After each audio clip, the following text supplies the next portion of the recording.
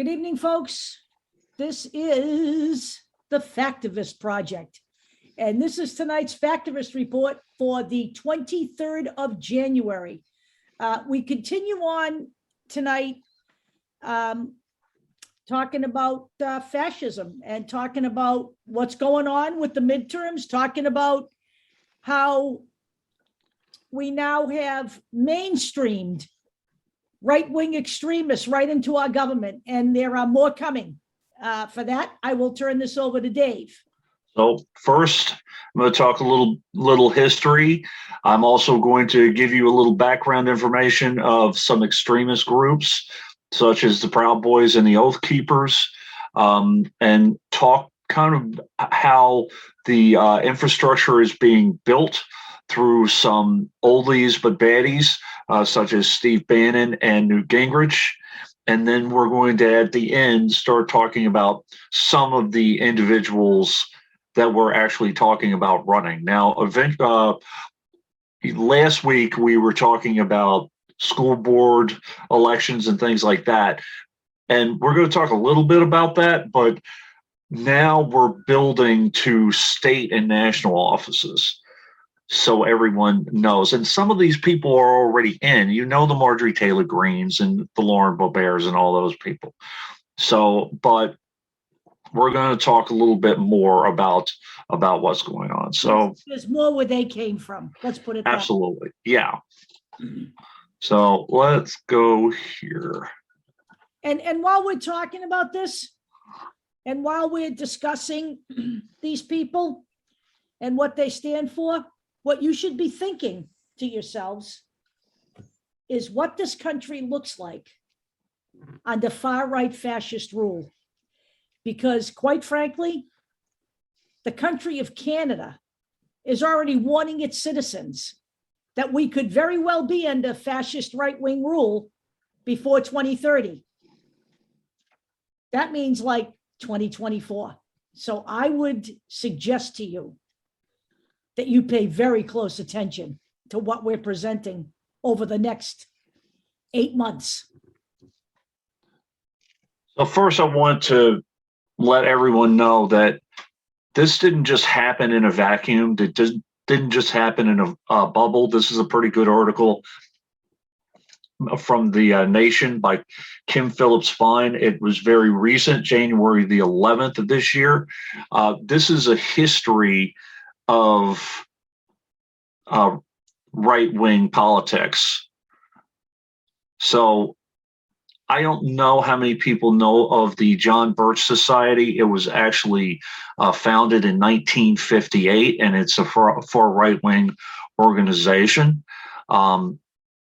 It's also an organization that the Koch brothers had been closely aligned with. So this idea of right-wing idealism or right-wing extremism is not new. It's been going on for decades, just so everybody knows. And just so everybody understands that they are intent on getting what they want, and they will continue on with, I don't even know how to put it. I mean, they're very determined, and they have been very determined, and this has been going on for a very long time. And now after Trump, it's on fucking steroid level. Yep. So this is the Center for Media and Democracy talking about funding of candidates. If you notice, they are all white, mostly male. And look who they are. Ted Cruz.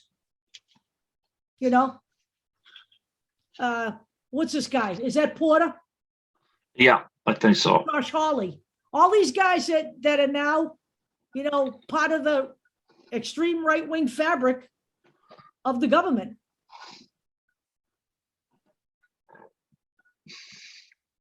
So the Koch coup, Charles Koch's political machine bankrolled senators who will attempt to steal the election for Trump tomorrow.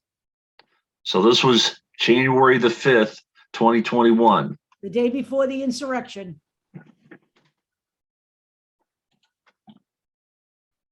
And days after the insurrection, how Kansas's Koch industries helped fuel the U.S. Capitol insurrection. Now, I know people have said, well, Dave, it's over a year. It didn't really mean anything. First off, people did die. If you don't, if you don't remember that, people did die at the Capitol on January 6th.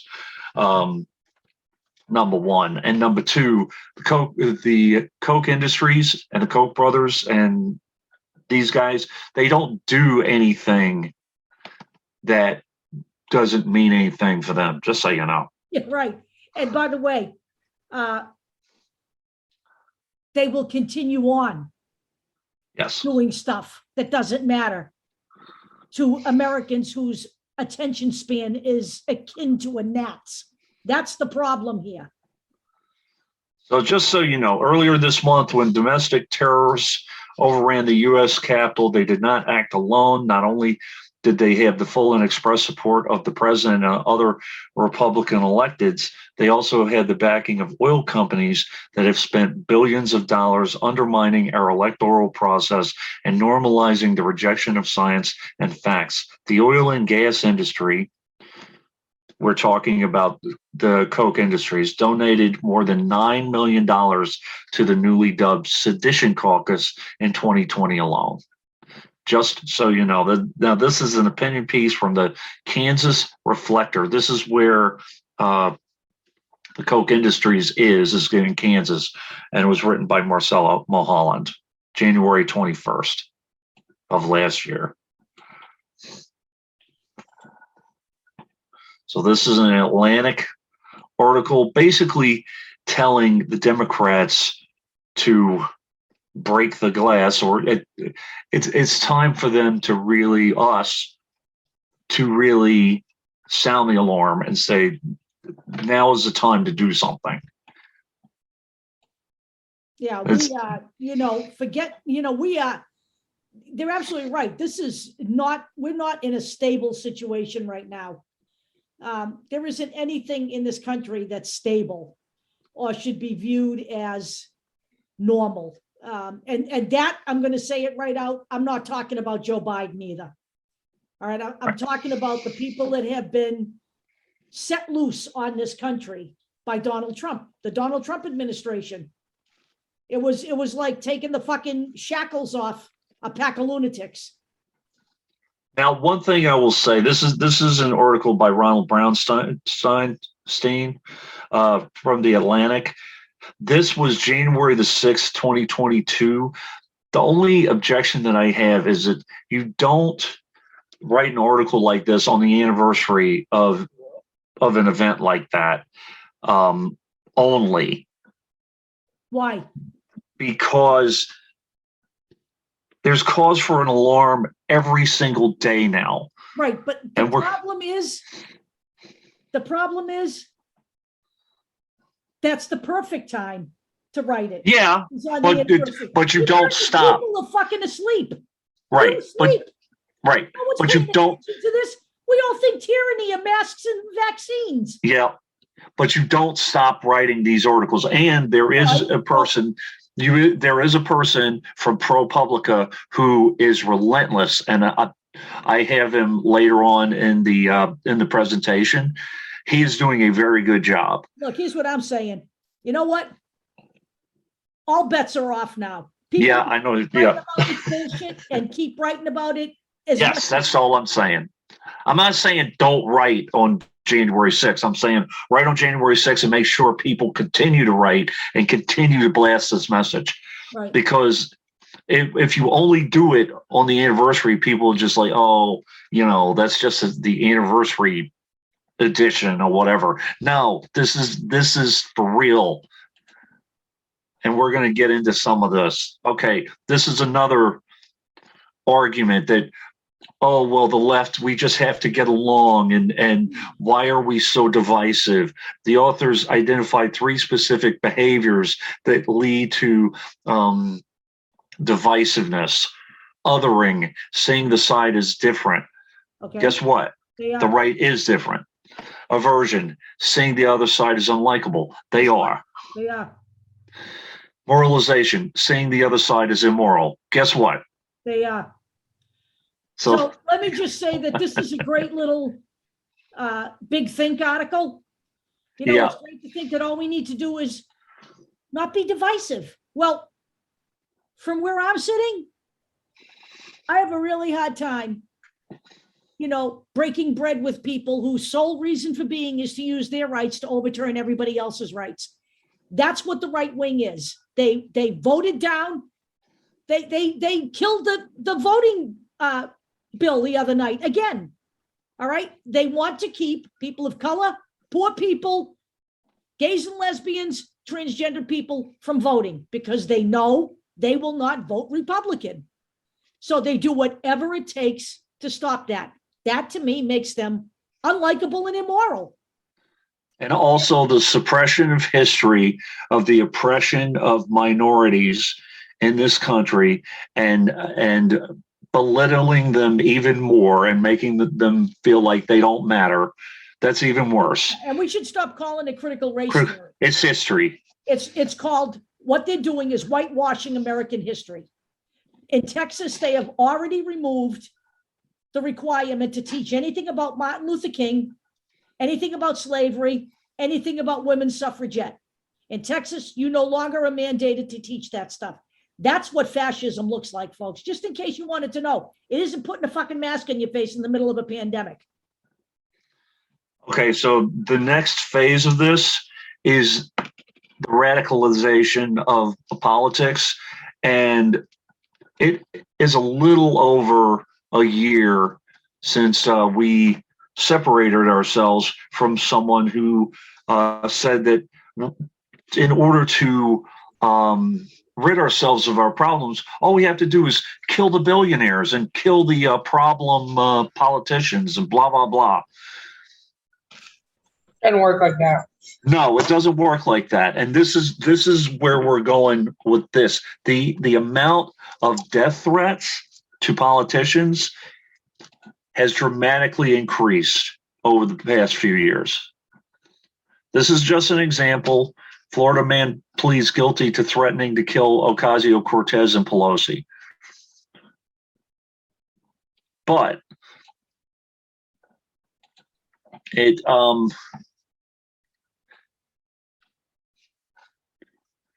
we're going to make you beg for mercy. American public servants face a wave of threats. It's not even the state politicians or national politicians, it's also local politicians at this point.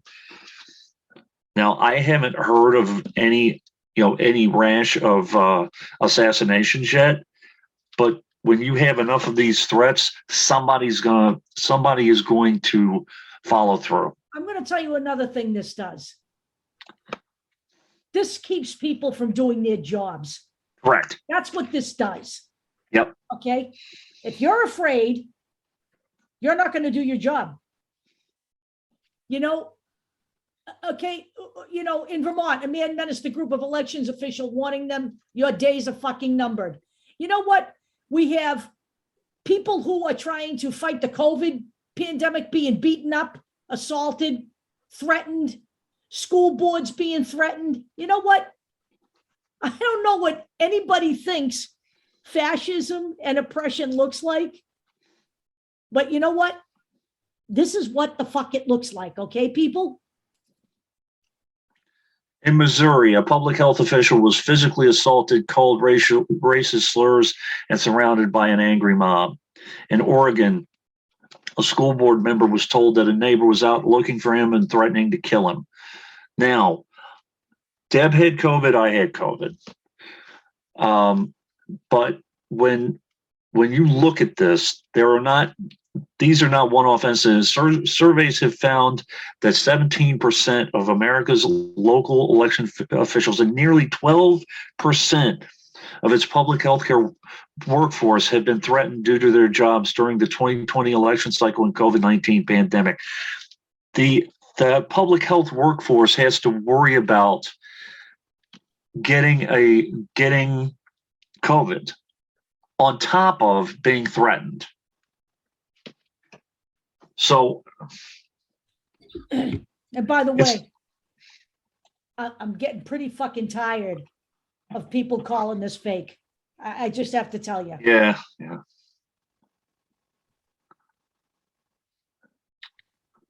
Okay. This gets annoying too. Political scientists who have termed the spread of us versus them mindset pernicious polarization. Well, you know what? I'm a victim of pernicious polarization because it is us versus them. It is. I can't accept them doing what they're doing. It just is, acceptance of that is what brings it here. Acceptance of that is what brings it here. And it needs to be fought at all costs. End of story. Okay. I'm not suggesting to you that we pick up guns and go out and fight them tooth and nail, but somehow the American people need to understand that until they refuse to accept oppression of certain groups of people, that this will continue. All right. And you know what? A lot of the dumbasses, and I'm saying that in all seriousness, on the left, have united with these people over vaccines and masks, completely ignoring what the fuck they're doing. That's real fascism, true fascism. Now, like it or not, Joe Biden won the election by millions and millions and millions of votes. All right. There are people that tried to overturn that election. There's a term for that. It's called sedition. Okay. There was one individual, an oath keeper. I know, but has he been convicted of sedition yet? He's been charged. Okay. He just was charged the other day. So Stuart Rhodes has been charged with sedition. And we're going to go over it briefly. 11 people have, I didn't know how far they got though. Probably coming. They said from the beginning that they're starting out with the low lows and then working their way up, and they are not done. No, they're not. They're not. And I don't think that the Oath Keepers are the only ones either. What I will say is that there are consequences. There are consequences to participating in sedition politically, or they should be, and we need to push for the January 6th commission to give us the names of people that were involved. They will, but they can't. They have been. They're working on it. They also cannot put their case at risk by revealing information beforehand. There has to be some level of understanding on the public's part here about why, for example, somebody like, what's his name there, the Attorney General, isn't, blasting everybody. He can't right now. The Department of Justice needs to do this by the book if these charges are going to stick. That's the way it works. The unfortunate part is that it does take time, and I'm fully aware of that. But the other thing is there is kind of a time crunch because you don't want people who were involved in seditious activity to run. Well, listen, can I just interject just one thing? Yeah. If the people who are having an issue saying that the Biden administration, the January 6th committee is taking too long, ask those people, have you been going through the footage and the pictures of these insurrectionists? Have you been trying to help identify them? There are subgroups like sedition hunters and people like using Twitter, using social media to figure out who these people are. If you're not helping that, if you're not participating in that, how can you say, well, why aren't they working faster? People need to be held accountable. If they want to know who did it, look online. There's pictures of hundreds and thousands of people that participated that day. They could be researching this because there's already so many pictures online. They have a tip line. Yeah. They have a tip line on the January They have 6th FBI tip line. They have so many different credible groups that are actively exposing these insurrectionists, helping the FBI collect this data. What are they doing? Well, on top of that, you have the people who have already been arrested. You think that those people haven't been telling on the others? You know they have to potentially reduce their sentences. But again, this stuff takes time. My point is, it takes time. But I know people are anxious about it too. They can't release the brother and sister that were. They can release the names. They can release the names when they're arrested and charged. They can't release the names of anybody before that time. It would only put their case at risk. And then people be bitching on the outside when nothing gets done. We need to let this unfold. Now,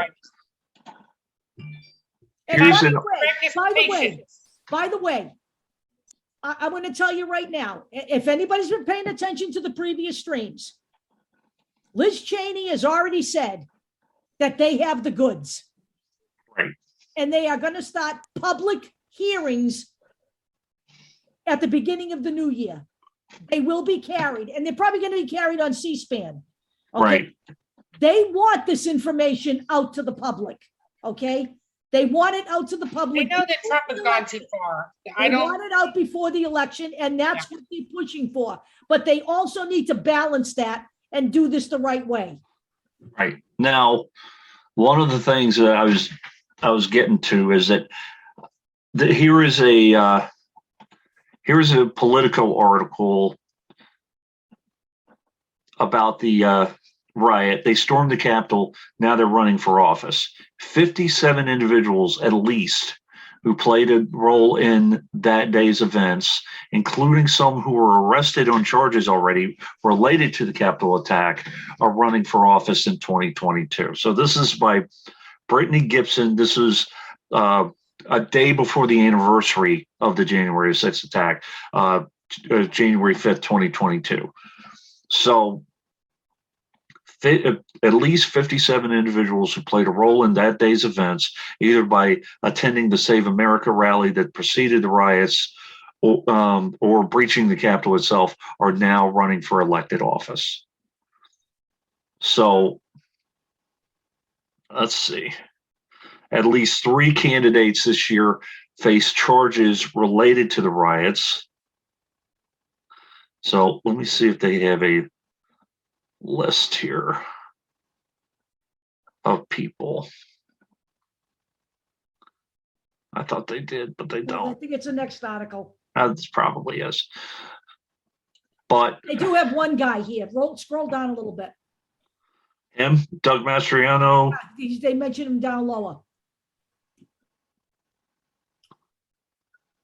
Right there. Yeah. Right. Doug Mastriano, a Pennsylvania state senator and a leading voice in the national movement to discredit the 2020 election results. Now, by definition, anybody who voted to overturn the election, anybody who continues to spread the bullshit that the election was stolen, is a seditionist. Yep. That's why they call it the Sedition Caucus. We already have 147 Republican legislators who banded together to decertify Biden's election. That was already done. They are already in office. You know, when people say to me, oh, these people can't win. Really? Marjorie Taylor Greene, Madison Cawthorn, Lauren Boebert, Josh Hawley. They all won. Okay. Right. So they're all QAnon followers, all of them. Here's the 14th Amendment. So the Oath Keepers always talk about the Constitution. So the right wingers love the Constitution until it applies to them. Right. So the 14th Amendment to the United States Constitution, ratified in 1868, granted citizenship to all persons born or naturalized in the United States, including in former enslaved people, and guaranteed all citizens equal protection of the laws.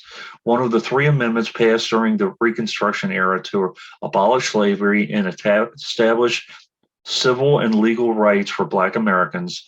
It would become the basis for many landmark Supreme Court decisions over the years. In its later sections, the 14th Amendment authorized the federal government to punish states that violated or abridged their citizens' right to vote. Well, right now, do you know how many states are doing that? Any idea? Tons. Okay. They just voted down the Voter Right Act by proportionally reducing the state's representation in Congress, and mandated that anyone who engaged in insurrection against the United States could not hold civil, military, or elected office without the approval of 2/3 of the House and Senate. Now, last time I looked, nobody voted for any of these people to run. They're just kind of doing it. Okay. Right. Okay. So. And by the way, the Oath Keepers and all of these white supremacy groups, they've been in the military for a very long time. Yes. They have deep roots in the military and law enforcement also. In fact, many of the insurrectionists on January 6th had military backgrounds. And right now, there are at least 3 retired generals who are warning the military to purge their ranks before 2024 for a reason. Deb and I have been promising a ProPublica show for a while. I am preempting it a little bit. This individual, let me get his name right.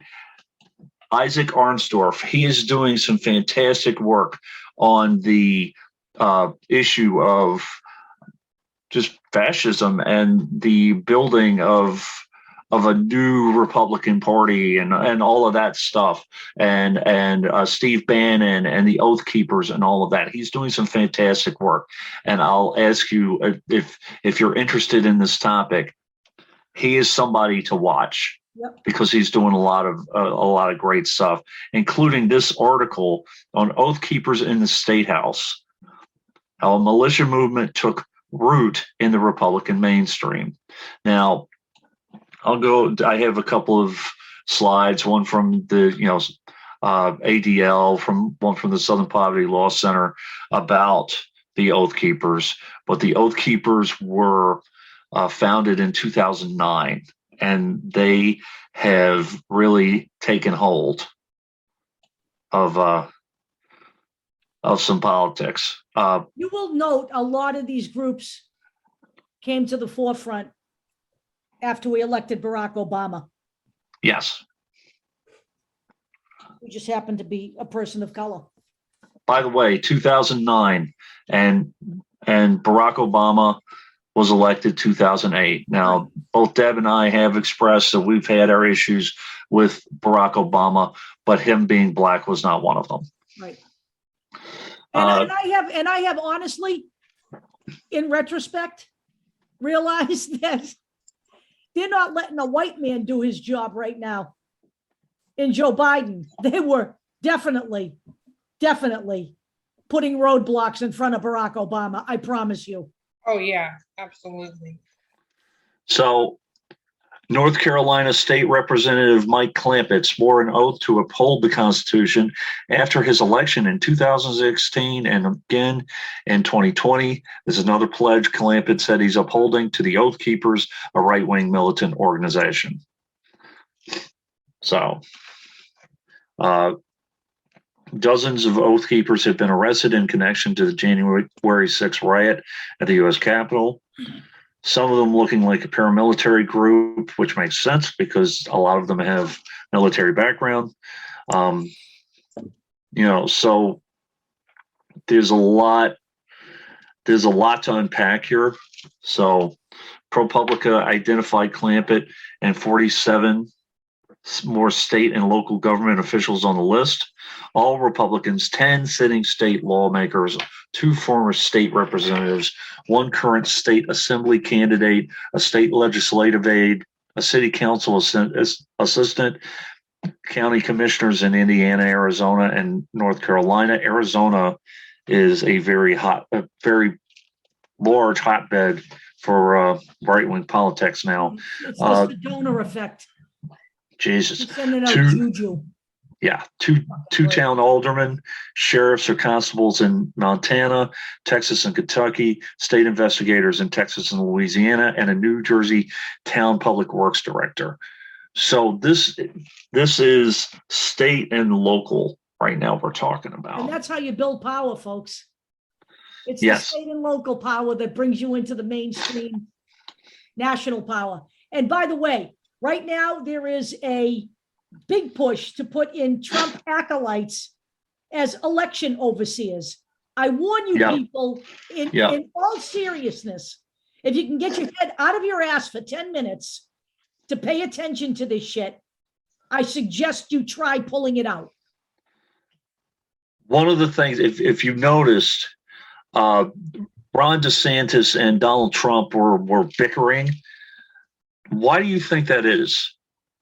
Do you think that's possible that they're bickering over who's going to be the next candidate? I don't know. It kind of seems like a power thing to me. It's Donald Trump being upset that he feels like he made DeSantis who he is. Right. And now DeSantis isn't being loyal to him. Right. He's a whiny, sniveling little fucking baby. And look, okay, right. So in the meantime, Ron DeSantis is building his own little fascist empire in Florida.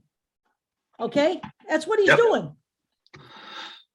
Oath Keepers, which claims tens of thousands of present and former law enforcement officials and military veterans as members, is one of the largest far-right anti-government groups in the U.S. today, which is ironic because they say that they are huge into the defending the Constitution. Now, this is from the Southern Poverty Law Center. So it goes into a lot of this stuff. There's a lot of interviews with Stuart Rhodes in here. You know, a lot of from Alex Jones. You know, from his website. More Alex Jones, et cetera, et cetera, et cetera. So a lot of good information. SPLC is excellent for this. Yeah. Well, I think what we have to realize is that, you know, Trump actually failed. He had a duty and responsibility to step up, but he failed to do that, and he allowed a Chi-Com puppet into the White House. And I think we now need to just declare to be illegitimate and refuse to comply with anything that comes out of his mouth. Anything he signs, anything he passed as so-called legislation. Label it pretend legislation like the founding fathers did. The founding fathers didn't do anything like that. And by the way, I didn't put the 3%ers in here, but this sounds like 3%er stuff too, which I covered last week, actually. So this is the same Stuart Rhodes, by the way, who has been charged with sedition. So, you know, this is the ADL page on the Oath Keepers. So this is an update. This is about Stuart Rhodes being charged with seditious conspiracy for his role in the January 6, 2021 attack on the Capitol. So now we get into the Proud Boys. So, established in the middle of the 2016 presidential election by Vice Media co-founder Gavin McInnes, the Proud Boys are self-described Western chauvinists who adamantly deny any connection to the racist alt-right. They insist they are simply a fraternal group spreading an anti-political correctness and anti-white guilt agenda. They're racists. Yeah. They're anti-Semites. They're racists. It was the Proud Boys that had 6 million wasn't enough t-shirts on down in Washington. They can say whatever they want, all right? Calling themselves Western chauvinists says it all, okay? Any woman who would put herself on the line to march with the Proud Boys and to put their life on the line for them is pretty fucking stupid, okay? I'm not mentioning any names, just saying. So the Proud Boys were involved in the Unite the Right rally in Charlottesville, Virginia. Former Proud Boys member Jason Kessler helped organize that event, which brought together a broad coalition of extremists, including neo-Nazis, anti-Semites, and militias. Kessler was expelled from the group after the violence and near universal condemnation of Charlottesville rally-goers. Do you really think that these guys expelled him for anything other than the fact that they gave him bad press or like? Yeah. That's all fucking smoke and mirrors. Other hardcore members of the alt-right have argued that the Western chauvinist label is just a PR cuck term McKenna's crafted to gain mainstream acceptance. Let's not bullshit, Brian Bathoved, aka whatever, Carulus Rex, Jesus Christ, and told his co-hosts on the Daily Shoah, an anti-Semitic podcast popular with the alt-right. If the Proud Boys were pressed on the issue, I guarantee you that 90% of them would tell you something along the lines of Hitler was right, gas with the Jews. Yep. That's where we're going with this. It's also the ADL. So now we're talking about the Oath Keeper who's trying to unseat Liz Cheney in Wyoming. Because Liz Cheney is actually trying to do the right thing in terms of the commission. And because she voted for impeachment. And she voted for impeachment. So let me see.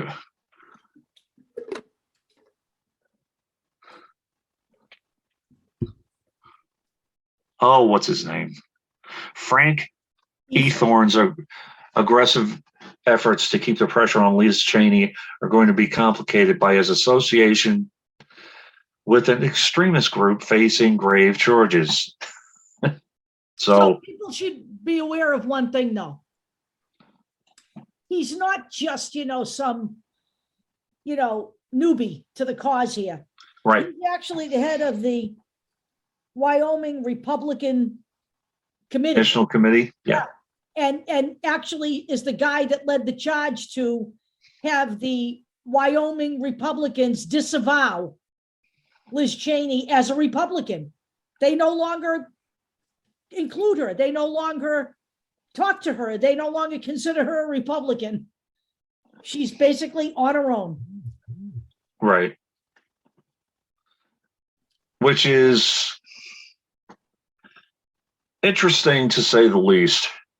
I've never been a Republican, but what she's doing is the right thing. Yep. Okay. He also, if you look right here, it says it right here. He also was on Bannon's podcast talking about Wyoming seceding from the Union. Yeah. Hurry up. Let's get it done with. Which is a great segue. If you're interested in this, Steve, this is an interview with that reporter that I was telling you about from ProPublica, talking about the show of Steve Bannon's War Room. So this is actually a really, really good, and there's a transcript if you just want to read it. Yeah. So this is from Slate. We need to stop mincing words here. If you're not interested, you ought to make yourself interested. Yeah, please. Of your fucking country, right here. This is Isaac Arnsdorf. Again, the information is here. It's up to you to look at it, listen to it, or ignore it. And if you do ignore it, it's your own fault. One thing that I noticed now, Steve Bannon's War Room has been officially taken off of YouTube, but one of the politicians that had spoken to Steve Bannon on that show, she is a New York politician. She is from upstate New York, and she replaced Liz Cheney in her leadership position. Her name is Elise Stefanik. That's right. After they creamed Liz Cheney for being a traitor to Trump, this is the chick that took over. Right. Now she is pro-Trump, absolutely, and a member of the House Armed Services Committee, Committee on Education and Labor, and the House Permanent Select Committee on Intelligence. On the Armed Services Committee, she serves on the new Subcommittee on Cyber Innovative Technologies and Information Systems, and a member of the Subcommittee on Strategic Forces. Upstate New York. So from 2006 to 2009, she served in the West Wing of the White House on George Bush's Domestic Policy Council staff and the office of the Chief of Staff, where she assisted in overseeing the policy development processes on all economic and domestic policy issues. She also served as the director of vice presidential debate prep to Paul Ryan. And director. Paul Ryan's pretty good right now. So she talks about her, her priorities, her results. Congressman Stefanik's results. Should I read some of her results? No. Let them read it. What we need to impress upon people here is she's also a big proponent of the big lie. That's all you need to know. She's a proponent of the election was stolen. That's why she was put in there to replace Liz Cheney. The one thing that I will mention is she mentions a couple things about COVID-19, and she helped with relief packages and all of that. She also pushed to nullify Biden's administration's vaccine mandate. Just so you know, and she pushes against the vaccine stuff. So you can't have it both ways. Well, I mean, you can't have it both ways if you're a Republican, but you shouldn't be able to. Well, by the way, the other thing I'd like to mention here, as long as we're talking about it, because it's sitting right in front of your face here, the Occupational Safety and Health Administration, OSHA. Just let me say this. Right. The Supreme Court decision was not just about the vaccine mandate. What it also was about was opening the door for corporations to future question OSHA's power on anything that they may intervene in protection of the worker. Now, illness in the workplace is one of those things, but there's a whole host of things OSHA mandates, like exposure to chemicals, all kinds of stuff that workers are subject to. The Supreme Court is not just a fucking legal decision-making group of people. They know what they're doing when they do it. If you look at the decision, it just weakened OSHA's reach. Right. Understand how this works. Yep. Now, again, this is the reporter that I was speaking about. ProPublica is an amazing news source. It really is. It has a lot of people in it from different. It's actually not for profit journalistic enterprise, and has a lot of very experienced people in it.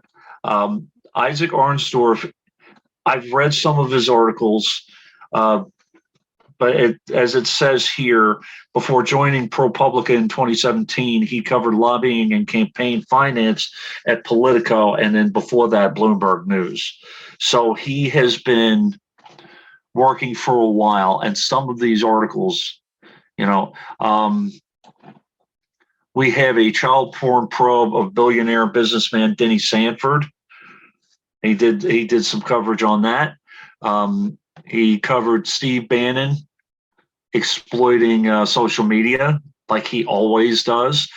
The article that I showed you about the Oath Keepers, this is another one that I ask you guys to look at. It's actually at the end that I have in there.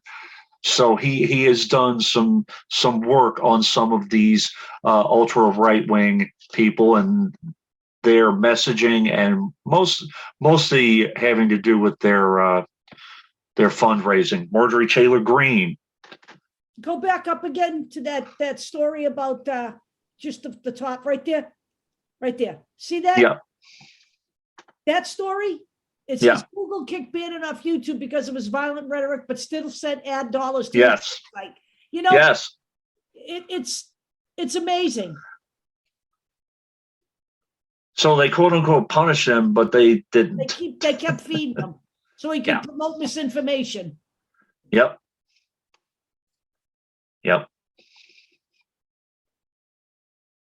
And I just wanted to go back real quick. Marjorie Taylor Greene appeared in a super PAC ad asking for money, which may break the rules. Yeah. How, what else is new? And Josh Hawley and Marjorie Taylor Greene juiced their fundraising numbers.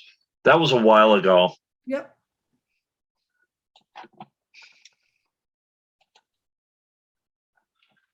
So now here's a blast from the past. We have Newt Gingrich, who wrote the contract with America. Only the good die young. Yeah. So he is plotting the policy agenda for the 2022 midterm elections for the GOP, with help from the architect of the 1994 plan. So we have Newt Gingrich and Kevin McCarthy, who was a Trump acolyte, honestly. So what they're going to do, just so everybody understands, is they're going to just pull the wool, because the GOP doesn't do policy. They really don't. They never have, because I've never seen one piece of legislation that they've actually filed that benefits the American people. The only thing I saw happen during Trump's administration was dropping the corporate tax rate from 35 to 21%. How does that benefit the American people? Right. It doesn't. Now, I have a document here from 1995 when they first introduced this whole contract with America. But Deb, can you briefly talk about this idea of the contract with America? Okay, so when this was proposed, the GOP took over power from, this was post on the House and the Senate, which is what everybody is fearing now. Now, we feared it back then, but I can tell you right now, nothing like you're seeing now. Okay.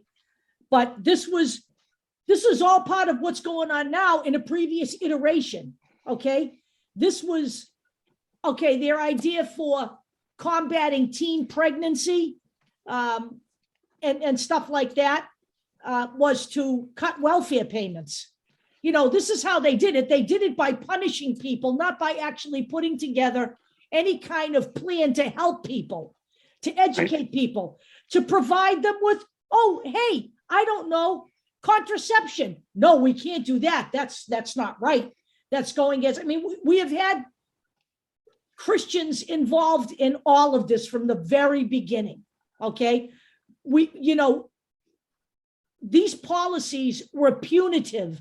They weren't anything that addressed the real issues that caused the problems. And that's exactly what the Republicans do. They punish people as opposed to uplifting people. They're not trying to help people. They're trying to pander to the people who support them. And that is exactly what we used to call it the contract on America. Okay, their idea of fighting, poverty is entirely different than what my concept would be. None of this was anything but punitive for the poor and the middle class. And it also involved, I'm going to say it, disenfranchising people of color and poor people from voting. It's still going on today. Right. So the next By the way, article I is, just have to say this yeah, document here, none of this shit actually became true legislation. What did come out of all of this, however, was don't ask, don't tell. right. You know, and the Defense of Marriage Act.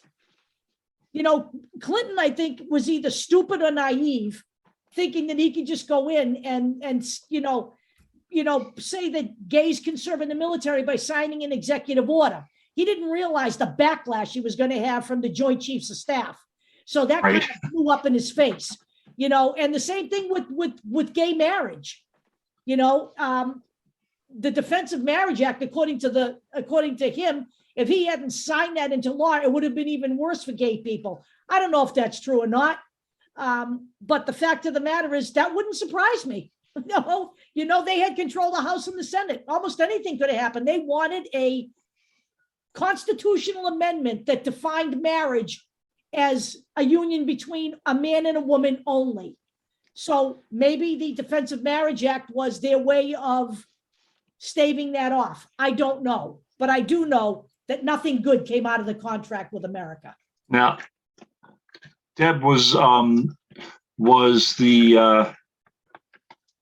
that executive order one of the very first things that Clinton did? He campaigned on that. I think he actually happened. It was one. It was one of the very first things that he tried to do. Right. Which, yeah.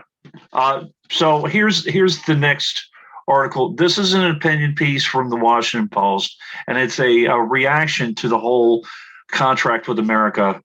The new iteration of it. Basically, what Paul Waldman is saying, this is January 20th, 2022, is that the Republicans are kind of like the man behind the curtain.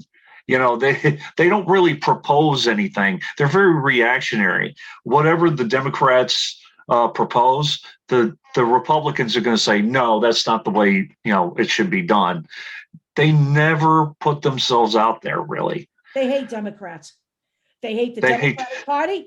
They hate the people who are Democrats. They don't hide it.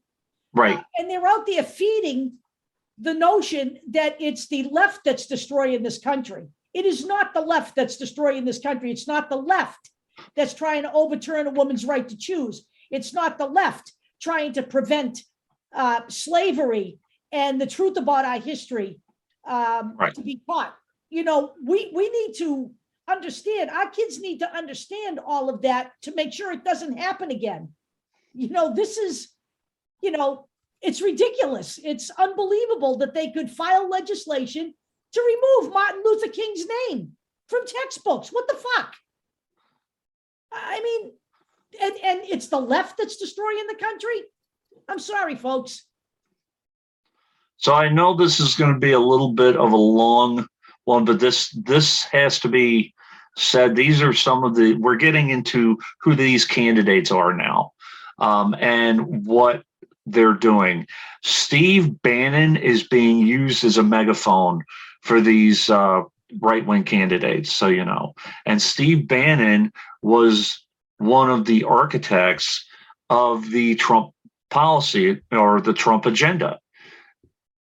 When I know he was only in for a short time, but he helped craft that agenda. And I implore you again, if you haven't watched The Brink, to do so. This guy is a propagandist and a fascist at the highest level. He met with international fascists to create a global system. So on YouTube, right-wing candidates are using appearances from Steve Bannon's War Room podcast to campaign for office. Okay, Bannon's show was suspended by YouTube after the U.S. Capitol insurrection. So, Media Matters has identified at least 14 GOP candidates who have posted clips of their appearances on War Room to their official campaign YouTube channels. And by the way, Elise Stefanik did appear on his show. And she is a big lie proponent. Here's your litmus test right there for her. You're Yeah. on Steve Bannon's show? Sorry, folks. You got no business being in government. Many of the candidates Bannon throws his support behind and who appear on his show are leaked to QAnon, which has also been banned on YouTube. So here are some of the GOP candidates using the War Room appearances to campaign for office on YouTube. This is totaling almost 200,000 views total. Alabama Senate candidate and current rep Mo Brooks bragged to Bannon that after November 3rd, I was the very first United States congressman or senator to publicly state, and I'll say it again for you out there in the audience, in my judgment, if only lawful votes cast by eligible American citizens were counted, Donald Trump won. Now, what system is he using? He isn't.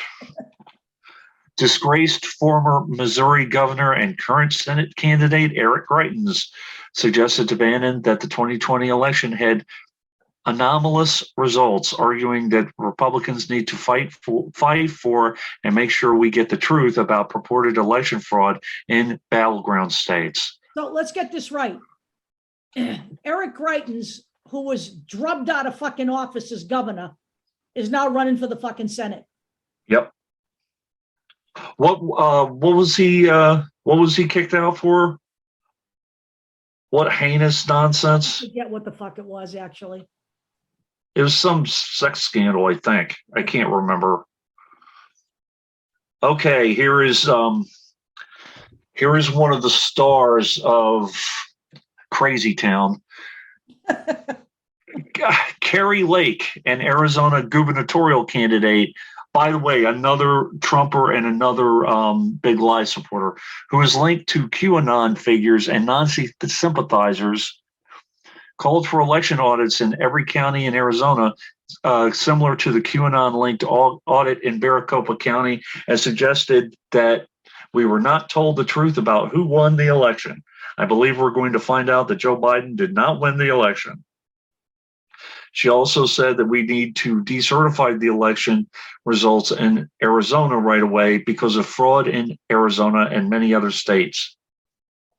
There is no legal pathway to decertify or change the results of a presidential election. Arizona, as I said, is going to be a hotbed for these crazies because this is one of those states that they were really fighting this. And Carrie Lake used to be on a news channel. So there are a lot of people in Arizona that have seen her on the news for many, many years and may vote for her. Ohio Senate candidate J.D. Vance told War Room listeners not to comply with any vaccine mandates put forth by the Biden administration and to force them to come after you. Joe Kent, U.S. Congress from Washington, QAnon linked, told Bannon that his constituents' most discussed issue is the stolen election of 2020. You guys see a pattern here? Teddy Daniels, a QAnon-linked candidate for U.S. Congress from Pennsylvania, blamed Biden for inflation and said to Bannon that people are going to end up freezing to death this winter because of the inflation that is happening. Inflation, which is not predominantly Biden's fault. Jim Marchant, a QAnon-linked former Nevada state representative who's running for Secretary of State, claimed Nevada is a blue state because George Soros implemented the machines for voting and helped get Democratic Secretary of States and other public officials elected. So I'll do two more. Rachel Hamm, a QAnon-supporting candidate for California Secretary of State, told Bannon that because of what we have seen from our government, with all three branches of government being stole from we the people, I think it's time for we the people to rise up and take it back. She later said, Jesus Christ, it's very likely that Trump won in California. I doubt very seriously Trump won in California. Anthony Sabatini, a QAnon-linked member of Florida House of Representatives who is now running for Congress, told Bannon that the state should attempt to nullify the Biden administration's vaccine mandate, and said that any OSHA officer who attempts to enforce the rule on vaccines must be arrested as a trespasser and prosecuted under state law. So there you go. You want the down swoop on Eric Greitens just in the short term here? Yeah, just Stole from his veterans charity, stole from a book grant, used taxpayer paid state resources for political gain, destroyed public records with text deleting app, resigned hours after a judge ordered him to reveal his dark money donors. He sexually abused and blackmailed his hairdresser. okay. So there you have it in a nutshell. Jesus Christ. By the way, guess who the attorney general was that investigated him? Who? Josh Hawley. Now they're buddies. Yeah, well, I guess so. Let's see. Let me see. I'm going to read a couple of these that I didn't read before. David Perdue. Okay. David Perdue lost to John Ossoff in the January 21 runoff. The Republicans didn't want him to run because they thought that, that he wouldn't win. After landing Trump's endorsement earlier this month, Perdue filed a dubious lawsuit calling for an investigation of absentee ballots in his Senate race over vote rigging allegations against Democratic election officials. Just saying. He's running in Georgia for governor. Yeah. He's running against Stacey Abrams. Yeah. Stacey Abrams running. So here we go. This is the guy I wanted to mention, make sure I mention. Ron Watkins.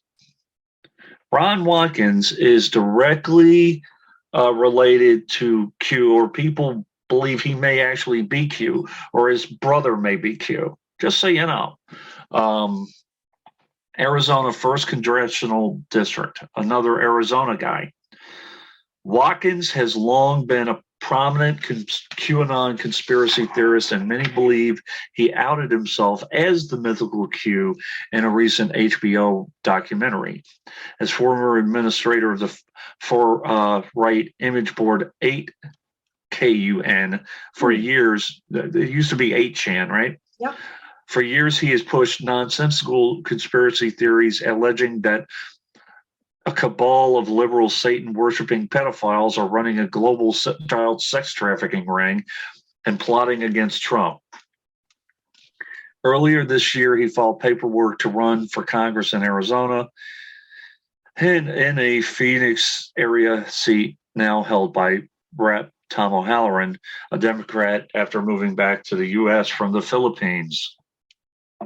So, and by the way, the reason he was running that shit from the Philippines is because there are no laws in the Philippines. You can say whatever you want and promote whatever you want, and no one will ever touch you.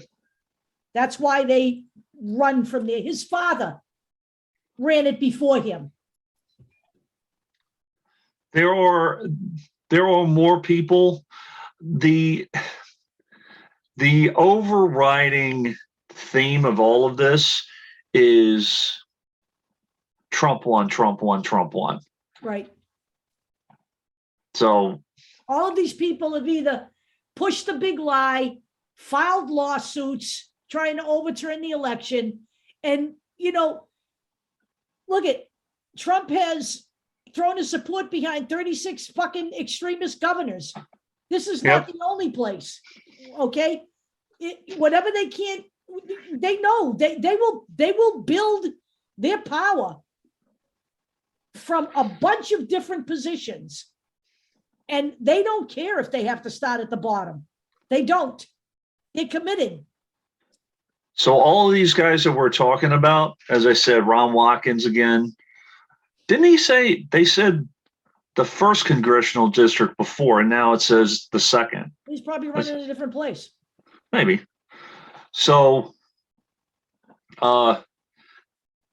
we are talking 52 current or former candidates previously endorsed or given credence at some level to the conspiracy theory or promoted QAnon content. And by the way, the guy running for governor, the Republican running for governor, Lee Zeldin, yes, he's also done it in New York. 12 from Florida, 9 from California, 5 are from Texas, 3 from New York, New Jersey, Arizona, 2 from Nevada, Illinois, and Ohio, 1 each from Maryland, Rhode Island, Oregon, Tennessee, Minnesota, Pennsylvania, North Carolina, Vermont, Alaska, Georgia, and Colorado. Now, in Massachusetts, let me just say this. We have what people often call a psychotic setup, okay? We end up mostly with Republican governors. Right. With overwhelmingly Democratic legislatures, and generally the mayor of Boston is a Democrat, okay? So we have had for the last 2 terms Charlie Baker.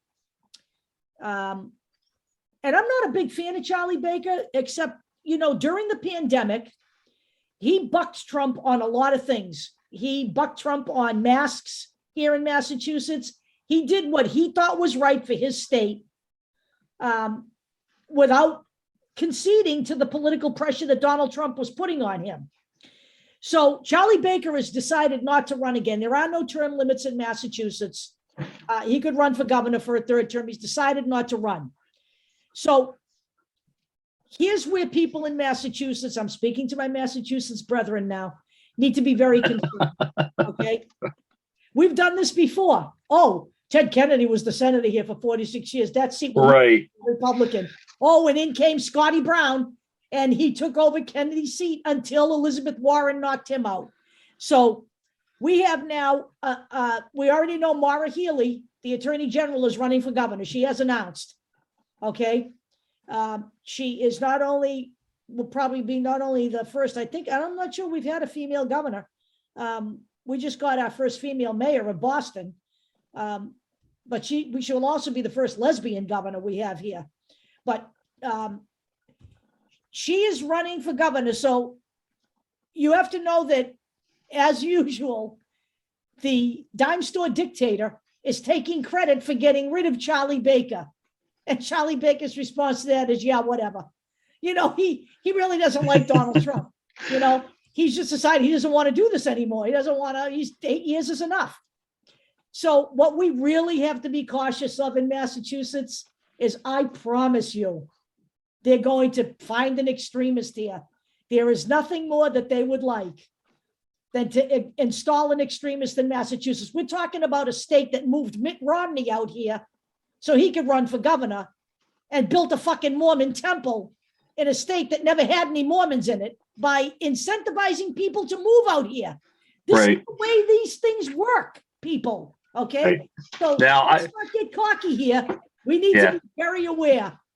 I'm not going to read too much more. You guys can read all the candidates, and we're going to do more profiles on these guys as we go along, I think. But if you see this convention, whatever this is, with this girl holding the cue, almighty. What about the guy behind there? Where we go one, we go all. Yep. And I don't know what the hell with the guy, the black dude with the cowboy hat, what he's thinking, but whatever. So that's Daniel Wood. But so a couple more.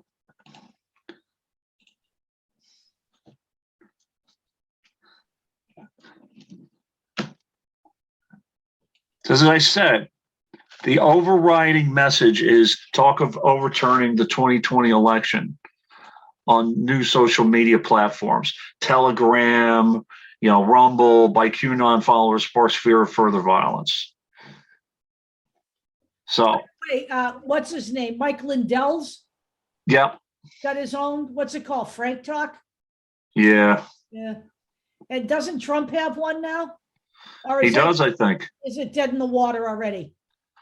I'm not sure.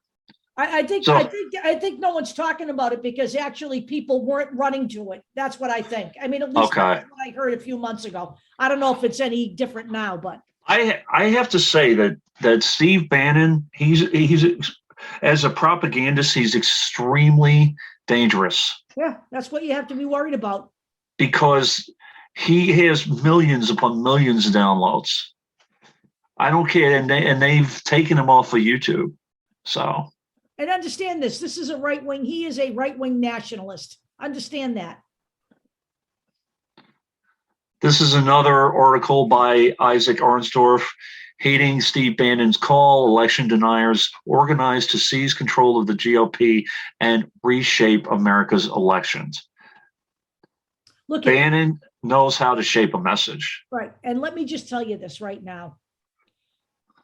Anytime you think that Kevin McCarthy working with Newt Gingrich is an attempt to rein in these people, you're dreaming, because these people are not going to be reined in anymore. And Kevin McCarthy's not reining anybody in. He's trying to make it look good. Okay? He is a guy who has refused to cooperate with the January 6th committee already. Okay? He doesn't give a shit about this country. He gives a shit about maintaining power. So after Bannon's endorsement, the precinct strategy rocketed across far-right media. Hold on. Let me try to shut up. Thank you. So after Bannon's endorsement, the precinct strategy rocketed across far right-wing media. Viral posts promoting the plan racked up millions of views on pro-Trump websites, talk radio, friends and social networks, and message boards, and programs allied with the QAnon conspiracy theory. So Bannon doesn't care. He doesn't. So here's my last little bit here. This is another individual that Trump endorsed. Trump knew him from the USFL days. It's Herschel Walker. He's popular because he was a football player. Georgia Senate candidate Herschel Walker promoted a mist that he claimed would kill any COVID on your body. Can you fucking please? Again.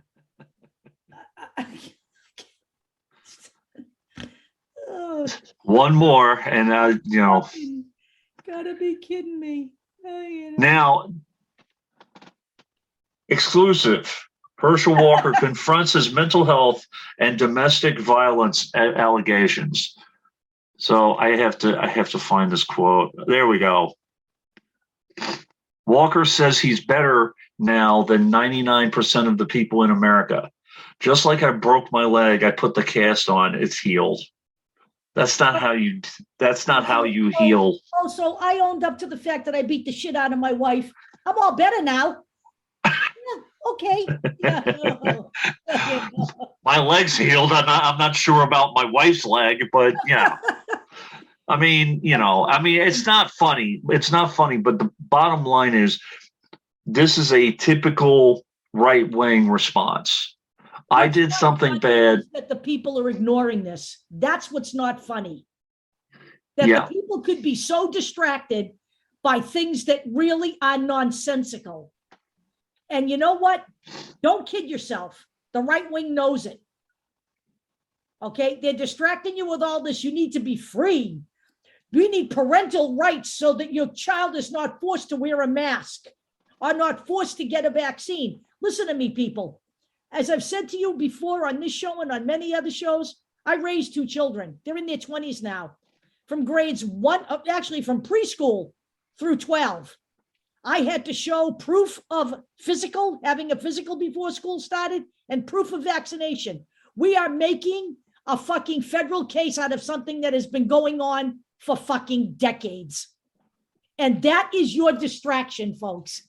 You are being distracted by the right wing calling that fascism while they install legitimate fascism here in America. You need to wake up. The Great Reset is the GOP and the right wing fringe. By the way, Glenn Beck is coming out with a book called The Great Reset. The joke is on you. The Great Reset is happening from Right now. Glenn Beck and all of the Fox News idiots and all of the right wing, people out there. Not even a factor anymore. Honestly, he's been taken. You thought he was extreme? They get some real fucking crackpots on now. Okay, he looks, just like a crackpot. I mean, they get some real serious right wing loons on now. Think about this. He's back in Ted Cruz for president, by the way. Right. OAN is being discontinued on DirecTV. If OAN goes away, where do you think those people are going to go? They're going to go straight to Fox. You know it. And in terms of extremism, I have to say that the right wings and the right wingers in this country and the Republicans are very smart in terms of choosing their candidates, choosing who they think people may go for, and being tenacious and continuing. If they lose an election, there's always going to be another one. Okay.